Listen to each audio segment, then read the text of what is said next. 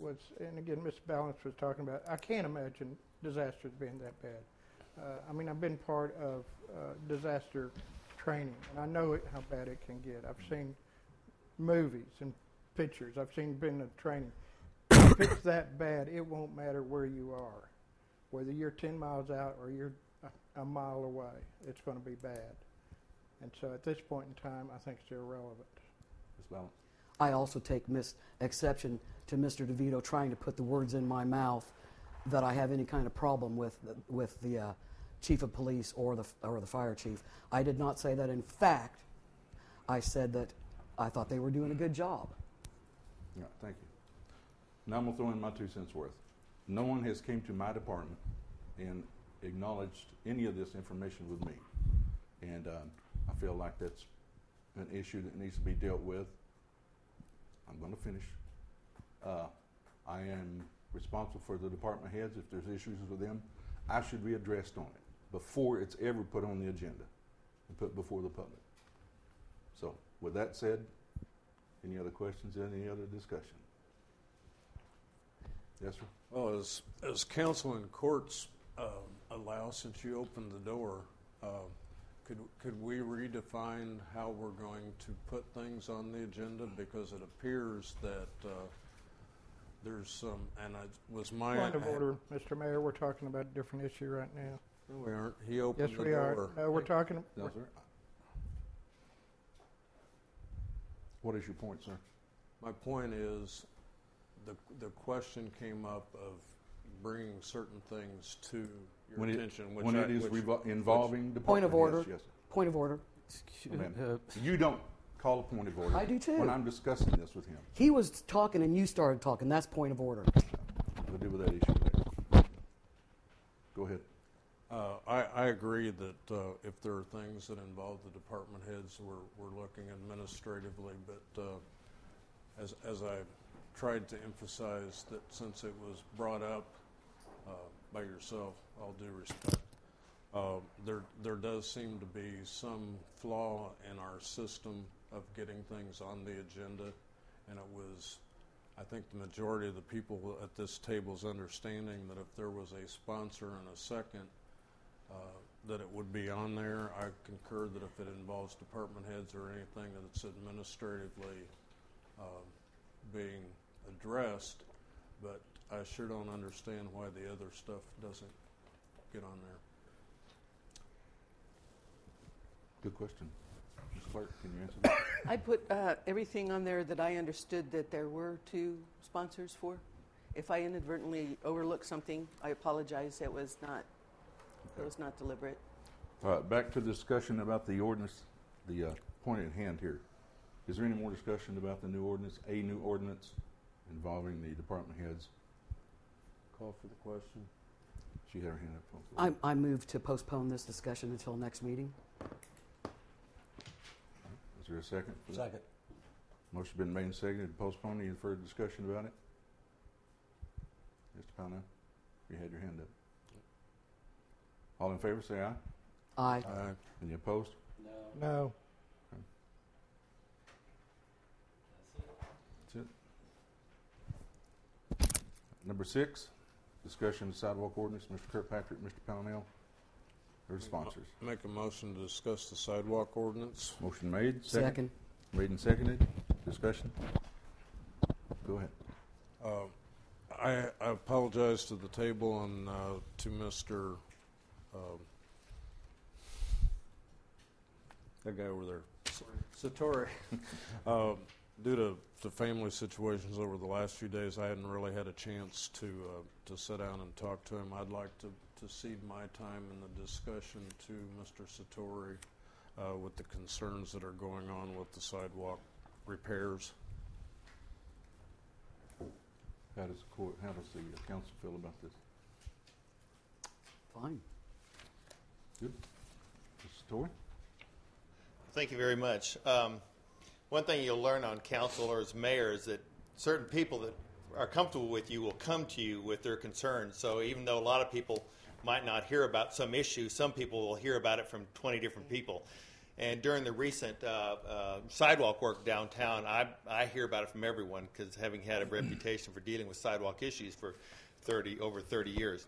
Anyway, I produced these 10 little handouts for you today at a cost of $50, so I hope you'll look at them for a moment. But I'd like to go through that with you. If you'll skip the first 2 pages of nice photographs.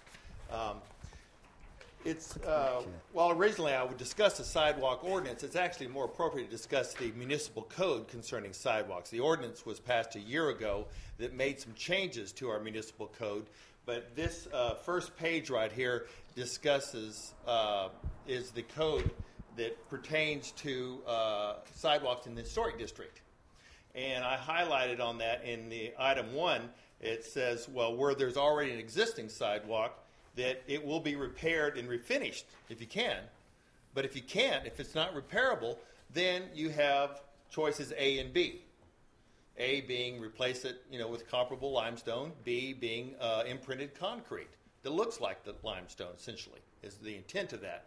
But the important thing right there is that if it's repairable, you repair it.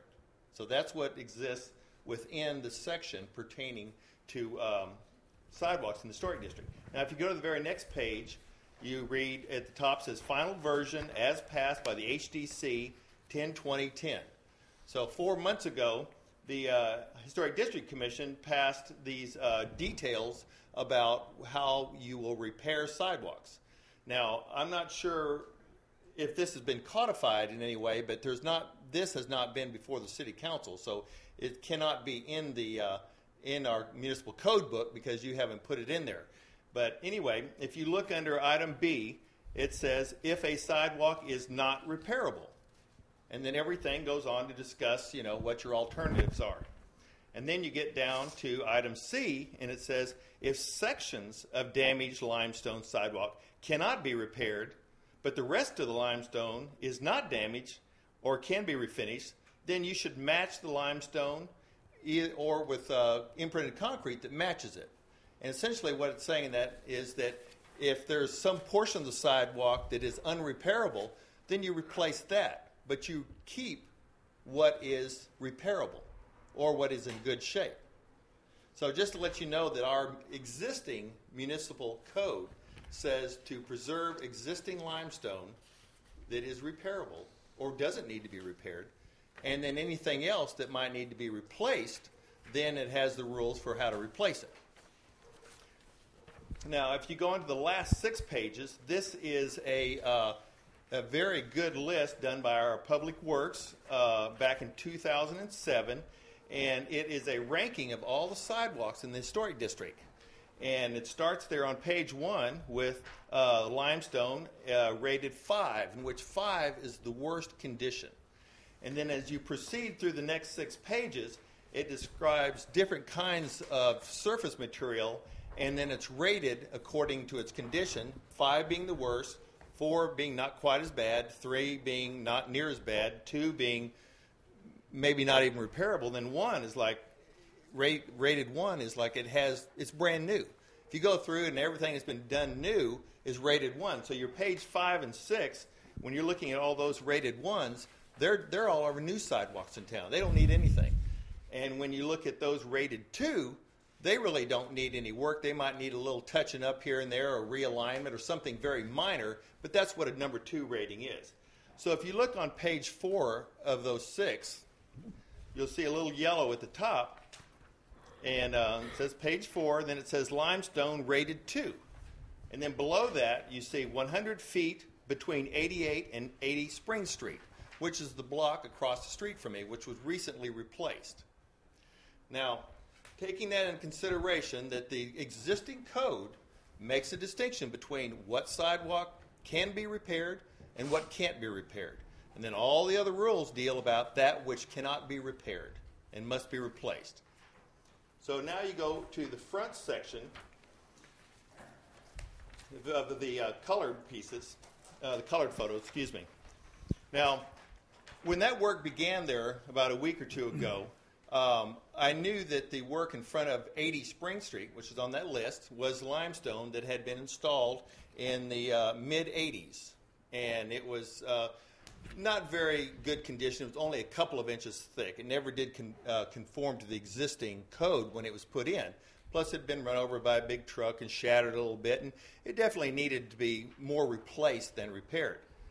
So when they began working there, I did not think much of it. I had talked with the property owner, and I understood his position. But then, to my horror, the entire sidewalk in front of 84 and 86 Spring Street was also removed. Now, that sidewalk is listed under rate 2, and I'm also familiar with it because I used to work in that building 35 years ago, and I've been across the street from it. Those stones have been there for 120 years. They were in excellent condition. I would dare say they did not need any repair, much less replacement. Now, in listening to property owners and talking to people who do repair work, there's that's 50 feet of limestone there that was removed. And you see the truck, in the top of the truck, on the top picture to the left, you'll see a slab that's 6 feet by 6 feet, and another one that's 6 feet by 6 feet that's 6 inches thick. Those are whole slabs. Those run about $1,500 a piece. Those are about 120 years old. Those are historic. A lot of property owners have come and gone from that location with that sidewalk there. And then if you look at the photo next to it, where the truck is full of whole slabs. Now, that's not shattered stone, a bunch of little pieces that can't be repaired. That's whole limestone that's not broken, that does not need to be repaired. If you look down the bottom left picture, you can see in order to try to remove it, they had to take diamond saws and cut it in order to get it out of there because it wasn't in pieces. It was whole stone.